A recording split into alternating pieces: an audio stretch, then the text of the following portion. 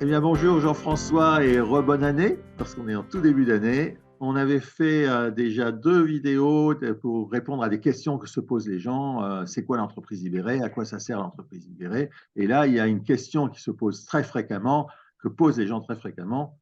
Mais c'est pas un peu bisounours l'entreprise libérée? Alors, en fait, quand on parle de liberté pour la France, c'est dans la devise de la France, c'est génial, il faut la liberté. Mais quand on parle de liberté pour l'entreprise, les gens, ils assimilent souvent ça à bordel, laisser aller, etc. Or, c'est pas du tout ça.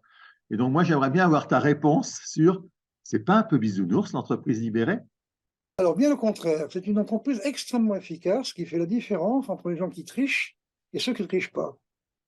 La maman qui arrive en retard parce qu'elle a un enfant malade ne sera pas sanctionnée. Par contre, ceux qui trichent sont exclus du système parce que, comme chaque jour, chacun remet en cause le travail à faire puisque chacun reçoit les commandes de son client, ils échangent le personnel. Et parfois, dans l'échange de personnel, personne ne veut quelqu'un parce qu'on a remarqué qu'il n'était pas sérieux. Et il m'est arrivé une dizaine de fois dans ma carrière en 30 ans de rencontrer quelqu'un, un homme ou une femme, dans mon tour d'usine, qui me disait, mais j'ai fait le tour d'usine, personne ne me veut. Voilà, c'est la personne pas sérieuse.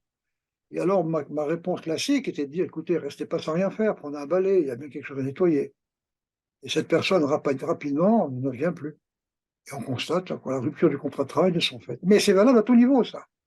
Parce qu'on n'est pas de chef de service chez nous, ce sont les ouvriers qui choisissent l'ingénieur avec lequel ils veulent travailler. Et l'ingénieur qui fait des machines qui ne marchent pas bien, bien entendu, on ne lui demande plus rien. Et il m'est arrivé de rencontrer un jeune ingénieur comme ça. Il me disait, Monsieur Zobris, on ne me donne rien à faire. Ben, je dis, oui, mais enfin, vous avez fait deux machines qui ne marchaient pas. Oui, mais enfin, maintenant j'ai compris. Et qu'est-ce que je peux faire? Je dis, allez vous vendre auprès des ouvriers, allez leur expliquer. Enfin, j'ai fait les mines, je ne vais pas me vendre auprès des ouvriers. Ben, je dis, vous démissionnez. Et il est parti. Autrement dit, c'est pas bisounours, c'est extrêmement efficace et c'est juste. Hein. Donc l'entreprise classique sanctionne tout le monde, même la maman qui arrive en retard. Et ça, c'est profondément injuste. Et il n'y a rien de pire que le sentiment d'injustice. Oui, en fait, ce que j'entends, c'est qu'effectivement, l'entreprise libérée donne une énorme liberté à chacun en face des besoins du client pour s'organiser, etc.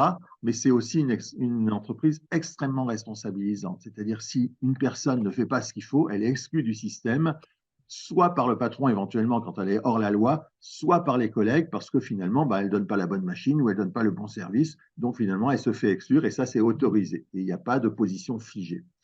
Donc, c'est loin d'être bisounours. Un grand merci Jean-François. À très bientôt pour une autre vidéo.